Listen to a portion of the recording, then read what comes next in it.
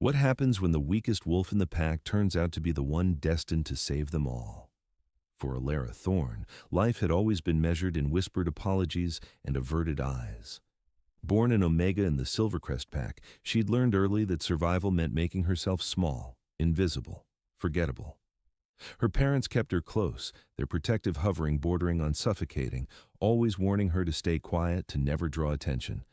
The scent of lavender and morning dew that clung to her skin was too soft, too gentle for a world built on dominance and power. While other she-wolves trained in combat and politics, Alara tended the pack gardens and mended torn clothing, her wolf buried so deep inside her that sometimes she wondered if it existed at all. But when Alpha Kieran Vale stood before the entire pack on the night of the Harvest Moon ceremony and declared her unworthy, not just as his fated mate, but as a member of the pack itself, everything changed. And what happens next, no one was prepared for. The ceremony had been planned for months. Banners in silver and crimson hung from every building in the pack compound, and the scent of roasted meat and honey wine filled the autumn air. Alara had dressed in the traditional white gown, her dark hair braided with moonflowers, her hands trembling as her mother fastened the ceremonial collar around her throat. The collar marked her as unmated, available, waiting. "Keep your head down," her mother Mira had whispered, her own scent, usually warm chamomile, now sharp with anxiety. "Don't speak unless spoken to." "I know, Mama." Alara had been hearing these warnings her entire life. Her father, Dominic, stood in the doorway, his broad shoulders tense. Once a beta of significant rank, he'd grown withdrawn over the years, his forest and rain scent now permanently tinged with something Alara couldn't quite identify. Regret, perhaps, or fear. The ceremony grounds were packed with wolves from neighboring territories. Alpha Kieran had invited them all, a show of strength and unity. He stood on the raised platform, magnificent in his formal leathers, his scent of forest and embers and ozone rolling off him in waves that made lesser wolves bow their heads in automatic submission. At 28, he was in his prime, 6 feet 4 inches of pure dominance, with eyes like molten amber and hair the color of midnight. Every unmated female in 5 territories had dreamed of catching his attention. Alara had never been foolish enough to dream. But the moon goddess, it seemed, had other plans. The moment Kieran's eyes found her in the crowd, the bond snapped into place with the force of a lightning strike. Alara gasped, her hand flying to her chest as golden light blazed between them, visible to every wolf present. The mate bond, ancient, mystical, unbreakable, wrapped around her heart and pulled. The crowd went silent. Kieran's face went white, then red, his jaw clenching so hard Alara could hear his teeth grind even from 40 feet away. The scent of his rage, like burning steel and ozone, made her wolf whimper and retreat even deeper into her soul. "No," Kieran said, his voice carrying across the stunned silence. "Absolutely not." Beside him, Cassandra Frost, a stunning beta female with silver blonde hair and a scent of cinnamon and iron, smiled. It wasn't a kind smile. "Alpha?" one of the elders ventured. "The moon goddess has spoken. The bond—" "I don't care what the bond says," Kieran snarled, his wolf flashing gold in his eyes. "I will not be shackled to weakness. Look at her. She's barely wolf at all. Her power is non-existent. She would make me a laughingstock." Each word landed like a physical blow. Alara felt her knees weaken, felt the bond strain, and writhe in her chest like a living thing being tortured. "Kieran, please," her father said, stepping forward. "She's stronger than she seems. If you just give her a chance—" "Silence, Dominic. You forfeited your right to speak in pack matters when you allowed your daughter to remain this pathetic." Kieran descended from the platform, each step deliberate, predatory. The crowd parted like water. "Everyone speaks of the prophecy, of the matriarch who will rise in our darkest hour. Look at this creature and tell me, does she look like salvation to you?" The prophecy. Alara had heard it whispered since childhood, an old legend passed down through generations. When the false crown crumbles and the true moon rises, the matriarch will wake from slumber deep. Born of sorrow, forged in betrayal, she will come when hope itself lies dying. Her touch will mend, her howl will shatter, and the lost children will finally come home. It was just a story, a fairy tale told to pups to give them hope during the dark winters when rogues prowled the borders and food ran scarce. Kieran stopped directly in front of her. This close, his power was overwhelming, pressing down on her like an ocean of dominance. The bond screamed for her to reach out, to touch him, to complete the connection that the moon goddess herself had forged. I, Alpha Kieran Vale of the Silvercrest Pack, reject you, Alara Thorn, as my maiden Luna. His voice was formal, ritualistic. I sever this bond in the sight of the moon and the pack. You are released from all claims, all rights, all protections afforded by mate law. The pain hit her like a tidal wave. Alara's scream tore from her throat as the bond didn't just break. It shattered, splintering into 1,000 pieces of golden light that exploded outward before dissolving into nothing. She collapsed, her body convulsing as the magical connection between souls was violently ripped apart. It felt like her chest had been carved open, her heart removed, the wound cauterized with molten silver.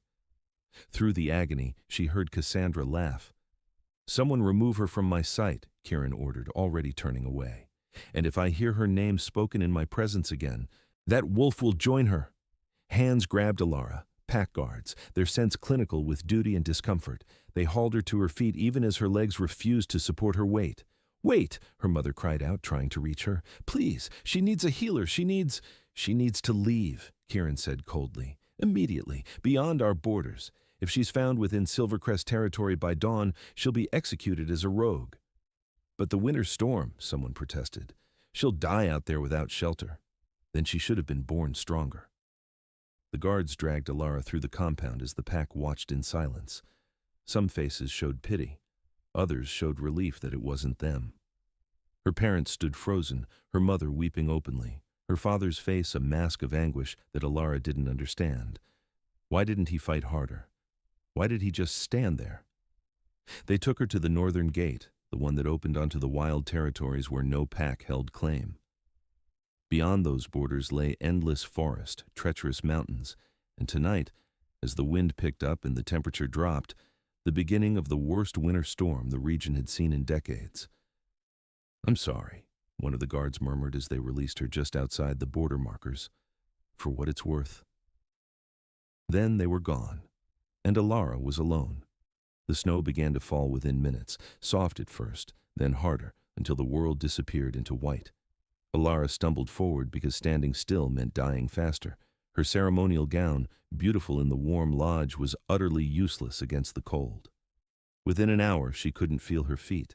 Within 2, her fingers had gone numb. She found a barn, half collapsed, abandoned, but it was something. The wind howled outside as Alara curled into the least damaged corner, pulling rotted hay over herself in a desperate attempt at insulation. Her body shook violently, hypothermia setting in with vicious speed. "This is it," she thought distantly. "This is how I die. Rejected, alone, frozen."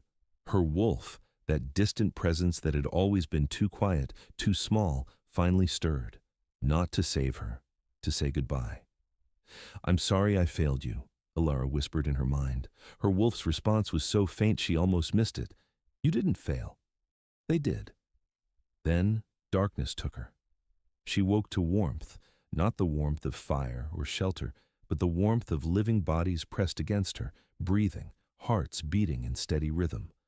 Alara's eyes fluttered open, and for a long moment she couldn't process what she was seeing. Wolves, massive wolves, each one larger than any alpha she'd ever seen, surrounded her in a protective circle.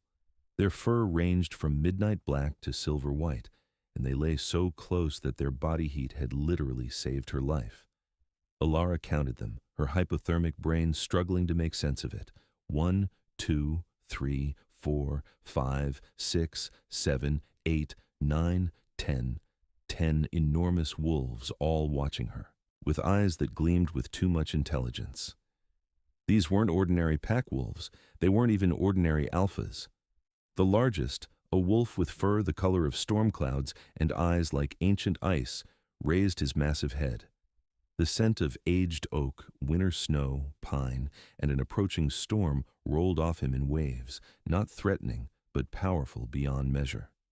"We've been waiting for you," a voice said in her mind, and Alara's remaining strength fled.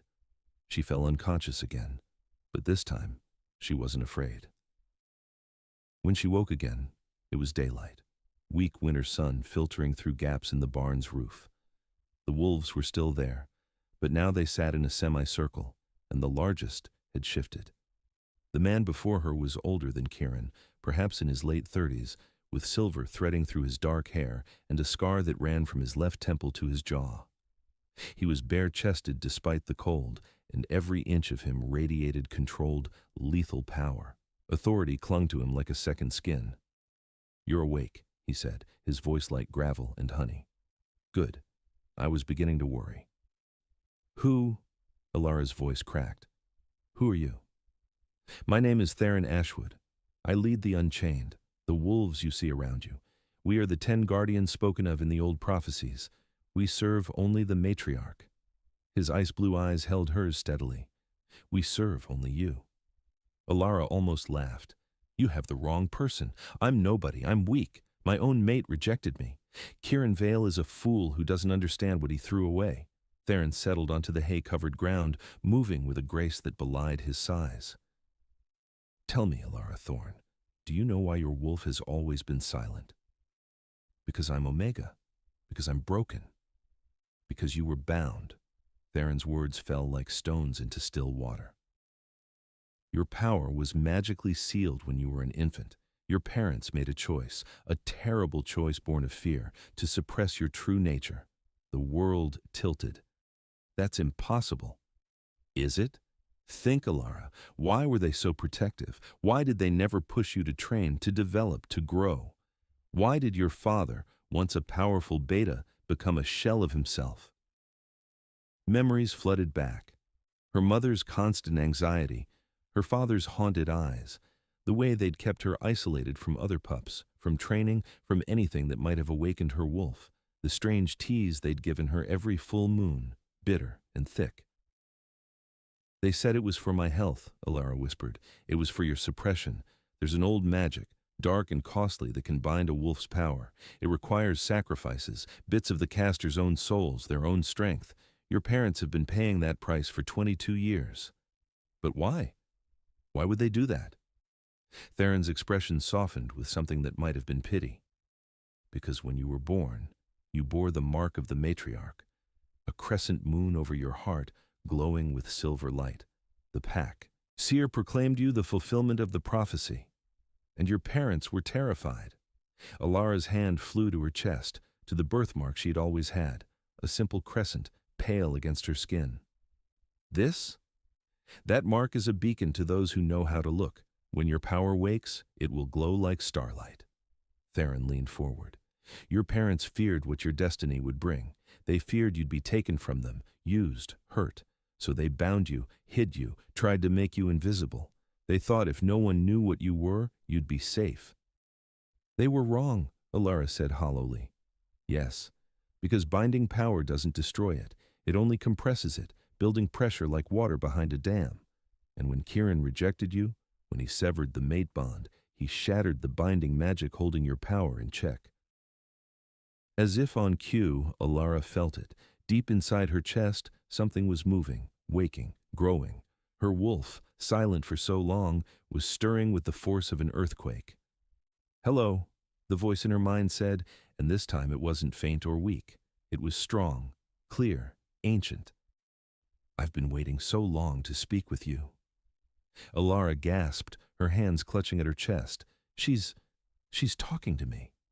"Of course I am," her wolf said with what could only be described as amusement. "I've always been here, just locked away where you couldn't hear me. But now we're free." The shift began without warning. Alara had never transformed before, had watched other wolves do it hundreds of times, their bones snapping and reshaping with practiced ease. She'd assumed her first shift would be agony. It wasn't. Her bones didn't break. They flowed like water finding a new path. Her body grew, expanded, power flooding through her in waves that made her skin glow. Fur emerged, not sprouting but unfurling like flowers blooming in time-lapse. Rich mahogany brown that darkened to black at her paws, with silver tracing patterns through her coat that matched the crescent mark on her human chest. The transformation lasted minutes, far longer than the seconds it took most wolves. But there was no pain, only power, only rightness, only the sense of finally becoming what she was always meant to be. When it was complete, Alara stood on 4 legs for the first time, and she was enormous, larger than Theron's wolf form, larger than any alpha she'd ever seen. Her paws could have covered dinner plates, her shoulders coming up to a grown man's chest. Energy radiated from her in visible waves, silver light dancing across her fur. Her eyes, she could see her reflection in a piece of broken mirror propped against the barn wall, glowed with an otherworldly violet light, the color of twilight and magic and ancient things. This, her wolf purred, is who we truly are. Alara threw back her head and howled. The sound shook the barn, it shook the trees, it rolled across the winter landscape like thunder, and every wolf within 10 miles would have felt it in their bones. A call from something primal and powerful and utterly dominant. The unchained wolves immediately shifted, their own massive forms bowing their heads in respect. Theron, still in his human skin, knelt. "She is the matriarch," he said quietly, reverently. "She is risen." The days that followed were a blur of discovery and growth.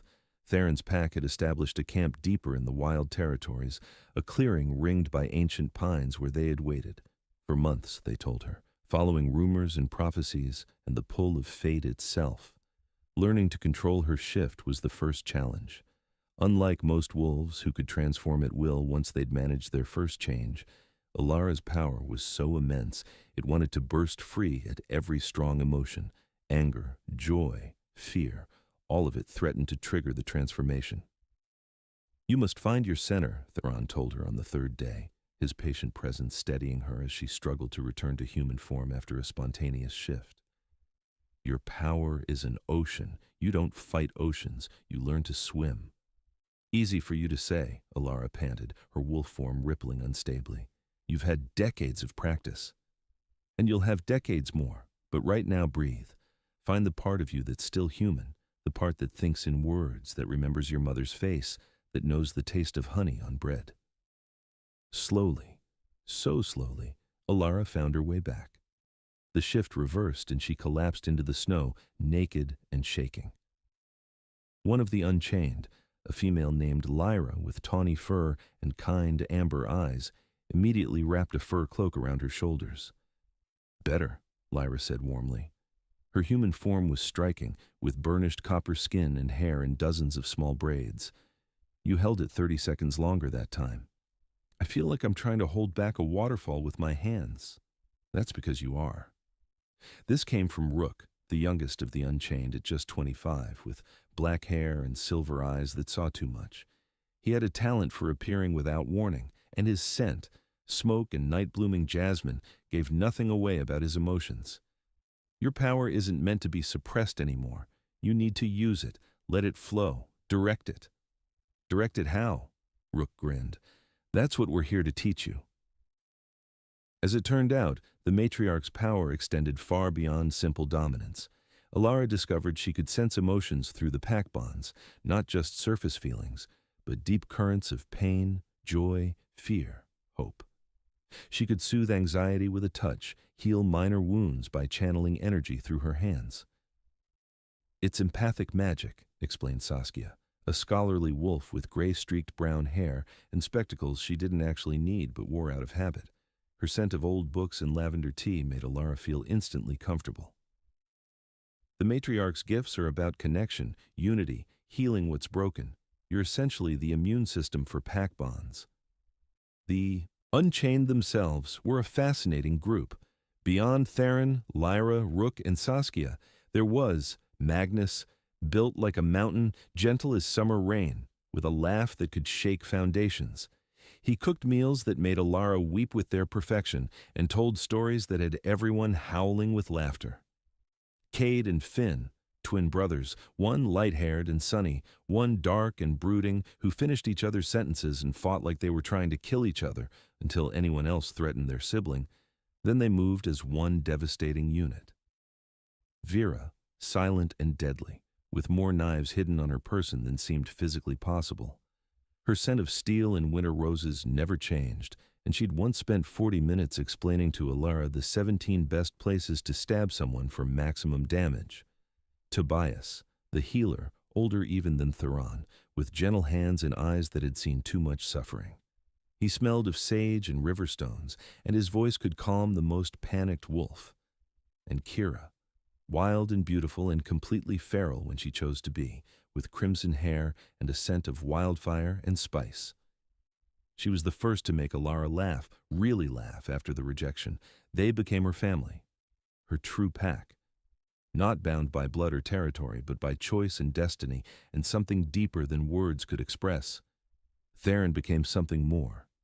It started small, his hand lingering on her shoulder as he corrected her fighting stance, the way his scent would intensify when she walked into a room, how his eyes tracked her with an intensity that had nothing to do with training and everything to do with longing. One night, 3 weeks into her time with the Unchained, Alara found him by the fire, alone under the stars. "Can't sleep?" she asked, settling beside him. "Old habit. Someone has to keep watch." He glanced at her, firelight dancing in his ice-blue eyes. "You should rest. Tomorrow we're working on your command voice. The thing where I can force other wolves to obey me, that seems wrong. It's a tool. Like any tool, it's neither good nor evil. Only how you use it matters." He paused. "Alara, can I ask you something?" "Of course. Do you still feel the pull toward Kieran, the severed bond? Does it ache?" Alara considered this honestly. "Sometimes. Like a phantom limb, but it's fading. Every day it matters less." She met his gaze. "Why?"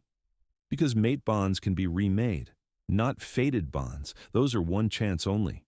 But chosen bonds, built on respect and trust and genuine feeling, those can be stronger than anything the moon goddess designs." Her heart stuttered. "Theron, I'm not asking for anything," he said quickly. "You've been through an enormous trauma. You're still discovering who you are.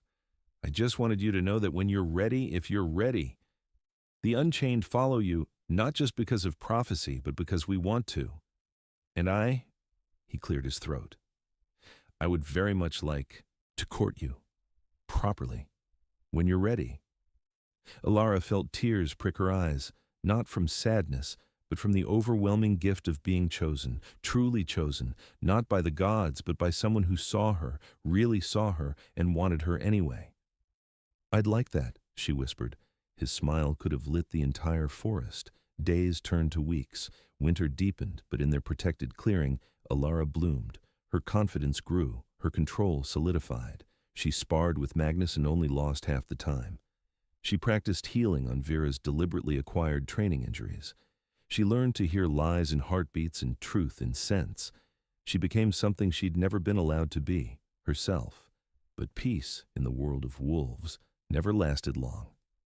It started with Rook's warning. He'd been scouting the perimeter when he caught a familiar scent, Silvercrest wolves, deep in territory where they had no business being. "They're tracking something," Rook reported, his face grim. "Or someone." "They know I'm alive," Alara said flatly. It wasn't a question. More than that. Theron's voice was cold with barely controlled fury. "Kieran's mobilized a war party, 25 wolves, including his best fighters." "And Cassandra," Lyra added, having shifted from her patrol. "She's leading the advanced scouts." The female who'd smiled at Alara's humiliation. The beta who'd stood beside Kieran during the rejection. Of course, she was coming. "They want to finish what they started," Alara said. "They want you dead," Theron corrected bluntly. "You're a threat to Kieran's power. If word spreads that he rejected the matriarch, that he threw away the most powerful wolf in 3 generations, his authority crumbles. Other alphas will challenge him. His pack will question every decision. So he has to make sure there's no one left to tell the story." "Exactly." Alara looked at the 10 wolves who'd saved her life, trained her, accepted her, chosen her, her family. "We can't fight them. 25 against 11. 10, Theron interrupted. "You're not fighting." "The hell I'm not."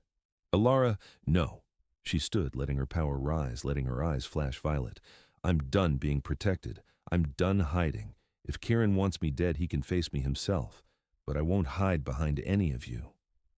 Theron looked like he wanted to argue, but something in her voice, the command she'd been practicing, threaded through with absolute conviction, stopped him. "All right," he said finally. "We do this together, but we do it smart." They chose the battlefield carefully, a wide clearing at the border between territories where the ground was flat and there were no places for ambush. And they waited. Kieran's war party arrived at sunset, 25 wolves in fighting formation. In human form, they were impressive, warriors bred for combat, bristling with dominance and confidence. Several bore the scars of previous battles. These weren't ceremonial soldiers, these were killers. Kieran stood at the center, magnificent and terrible. Cassandra flanked his right, her silver blonde hair pulled back, her cinnamon iron scent sharp with anticipation. "Alara Thorn," Kieran called across the clearing. "You were cast out. You were told never to return to Silvercrest territory, yet here you are, less than a day's journey from our borders." "We're in neutral territory," Alara called back. Pleased her voice didn't shake. "And I have no interest in your pack, Kieran. Let us go in peace." Kieran laughed. "Peace? You're an embarrassment, a liability. The longer you live, the more you tarnish my reputation." "Then the problem is your reputation, not my existence." His eyes flashed gold with rage. "I'm giving you one chance. Submit, bare your throat, accept a quick death." "No? Then you'll die slowly. Guards, take her." Cassandra moved first. She shifted mid-leap, a powerful silver wolf that crashed toward Alara with claws extended and fangs bared. The scent of her bloodlust filled the air. Alara didn't think. She just moved. Her shift was instantaneous now, controlled, fluid. One moment she was human, the next she was her massive wolf form, meeting Cassandra's attack with casual ease. One swipe of her enormous paw sent Cassandra flying, the beta wolf crashing into the snow with a yelp of shock and pain. Alara stood over her, violet eyes blazing, not going for the kill, just stopping her. "Stay down," she commanded mentally, pushing the words directly into Cassandra's mind. The beta wolf whimpered and went utterly still, every instinct screaming submission. The clearing had gone silent. "Impossible," someone whispered. But Alara wasn't done. She threw back her head and howled, not a cry for help, but a summons. And the Unchained answered. 10 massive wolves emerged from the tree line, and Kieran's party collectively stepped back. Because these weren't normal wolves, these were something else entirely. Theron's wolf form was the size of a small horse, his storm-gray fur crackling with silver light. Magnus was larger still, a mountain of golden-brown fur and muscle. The twins moved like shadows made flesh. Vera's red and black wolf carried enough menace to freeze blood. They weren't just bigger, they were other, ancient. Their eyes glowed with the same otherworldly light as Alara's, and when they moved, power rippled the air around them. "Dire wolves," one of Kieran's warriors breathed. "The guardians from the old stories, they're real." Kieran had gone pale. His war party, so confident moments ago, was wavering. Several wolves were already backing away, their scents sharp with fear. "You made a mistake, Kieran," Alara said, shifting back to human form. Lyra immediately brought her a cloak, and Alara wrapped it around herself with dignity. "You didn't just reject a weak Omega. You rejected your destiny. You rejected the matriarch." "That's just a legend. Does she look like a legend to you?" Theron growled, his human voice carrying the weight of mountains. He remained in wolf form, positioned protectively beside Alara. Kieran's jaw clenched. For a moment, Alara thought he might actually attack. Then, slowly, understanding dawned in his amber eyes. Horror followed swiftly after. "The prophecy," he whispered. You're actually... I am." Alara stepped forward, and 25 wolves flinched. "I am the matriarch risen. I am the one who was supposed to stand beside you, to strengthen your pack, to usher in an age of peace, and you threw me away because I didn't fit your image of power." "Alara, for the first time his voice cracked. "I didn't know." You didn't care to know. You judged me based on what you could see, never bothering to look deeper. She gestured to the Unchained. These wolves looked. They saw. They waited for me. And now I have a family that chose me, not because the moon goddess commanded it, but because they wanted to. Kieran looked at his war party, at the wolves who were clearly reconsidering their life choices. Then he did something Alara never expected. He shifted to human form and knelt. "Mercy," he said, head bowed. "I beg mercy for my pack. They followed my orders. This mistake is mine alone." The clearing was so silent, Alara could hear her own heartbeat. Every wolf present was watching her, waiting to see what the matriarch would do. Kill him, banish him, claim his territory. Alara thought of the girl she'd been 3 weeks ago, small, frightened, certain she deserved the rejection. Then she thought of the woman she was now, powerful, surrounded by love, finally understanding her worth. "I could kill you," she said quietly. "The old laws would support it. You attacked me in neutral territory with intention to murder." Kieran kept his head bowed. "I know. But I'm not interested in ruling through fear. I'm not interested in revenge." She looked at each of his wolves in turn. "I'm interested in justice, in truth, in making sure this never happens again." She turned her gaze back to Kieran. "You will return to Silvercrest. You will call a pack meeting, and you will tell them the truth, all of it, that you rejected your fated mate, that she was the matriarch, that you chose pride over destiny." "They'll challenge me," Kieran said hoarsely. "I'll lose my position." "Maybe. Or maybe they'll give you the chance to earn back their trust. But that's not my problem. My problem is making sure no other Omega, no other wolf deemed weak, is ever treated the way you treated me." She let her power rise, violet light dancing across her skin. "This territory and the 3 surrounding it are now under my protection. Anyone who harms a wolf for being Omega, anyone who uses rank to abuse those beneath them, anyone who casts out a packless wolf to die, they answer to me. Am I clear?" "Crystal," Kieran whispered. "Good." Alara looked at Cassandra, who was still lying in the snow where she'd fallen. "You, stand up." The beta rose shakily, her human form battered and bruised from hitting the ground so hard. "You smiled when I was rejected," Alara said. "You found joy in my pain." Cassandra had the grace to look ashamed. I'm sorry. Sorry that you did it, or sorry that I turned out to be more than you expected?" "Both," Cassandra said after a moment. "I was jealous. You had what I wanted, his attention, even if it was negative attention, and I was cruel because I thought I could be. I was wrong." It wasn't a good apology, but it was honest. "You're stripped of your beta rank," Alara declared. "You'll serve as an Omega in Silvercrest for 1 full year. You'll live the life I lived, learn what you helped perpetuate. If, at the end of that year, you've shown genuine growth and made amends to those you've harmed, your rank can be reconsidered." Cassandra's face went through several emotions before settling on resignation. "As you command, matriarch." Alara turned back to Kieran. "Take your wolves and go. Remember what I said. Truth, justice, and protection for the vulnerable. If I hear otherwise," she let her eyes flash violet, "the Unchained and I will return, and next time I won't be merciful." Kieran rose slowly. "For what it's worth, I truly am sorry. You would have been a magnificent Luna." "I know," Alara said simply, "but I'm something better now. I'm free." She watched as Kieran's war party retreated, 25 wolves who'd come for a slaughter, leaving with a story they'd never forget. When they were gone, Theron shifted to human form and wrapped his arms around her. "You were incredible," he murmured against her hair. "I was terrifying," she corrected, but she was smiling. "That too." He pulled back to look at her. "What now?" Alara looked at her Unchained, at the 10 wolves who'd given her everything. "Now we build a real territory, a real pack, a place where rank doesn't matter more than character, where strength is measured in kindness as much as combat." "The old texts speak of the matriarch's domain," Saskia said thoughtfully. "A sanctuary for the lost, the broken, the rejected, a place where pack bonds are forged by choice, not blood." "Then that's what we'll create." Alara felt her wolf surge with approval, felt the rightness of this purpose singing in her bones. I am Alara Thorn, matriarch of the Unchained. This is my territory, these are my laws, and anyone who needs sanctuary will find it here. The Unchained howled their agreement, and the sound echoed across the mountains. In the months that followed, word spread. The matriarch had risen. The prophecy was real.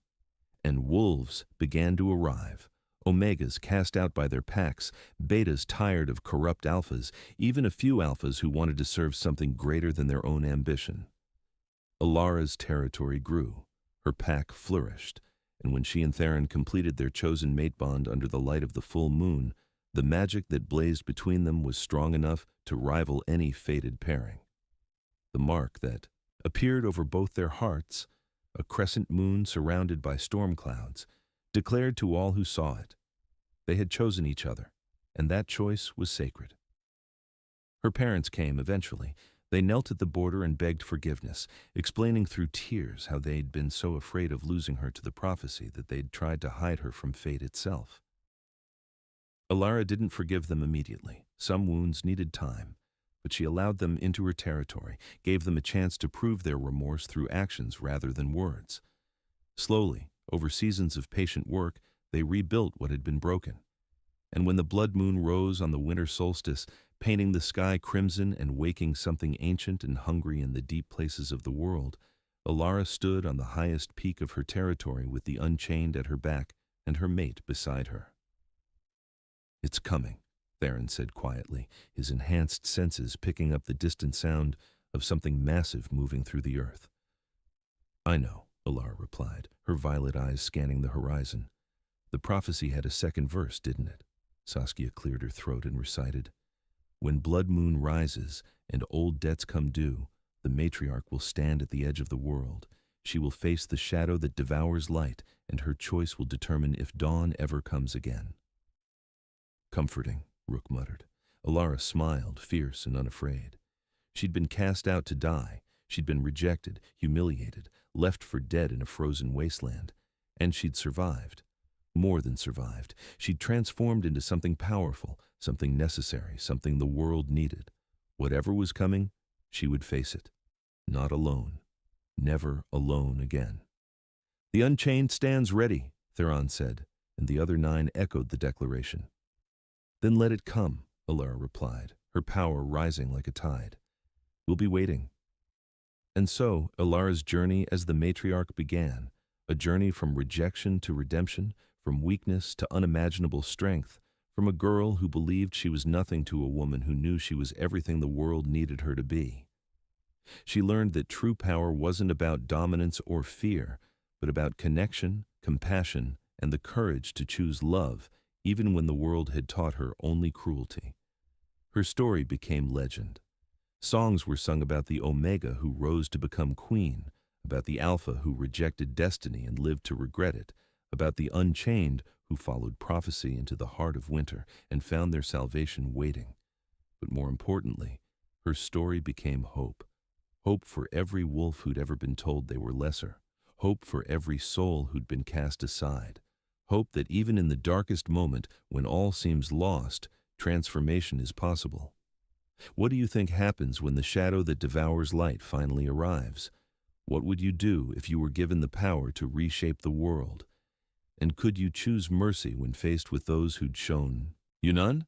If this story resonated with you, please hit that like button and let me know in the comments what you'd want to see in the next chapter. Would you want to see the confrontation with the ancient evil?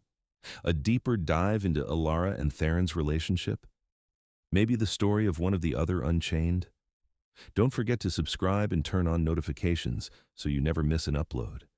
There's so much more to explore in this world. The other territories, the ancient magic, the secrets still buried in prophecy.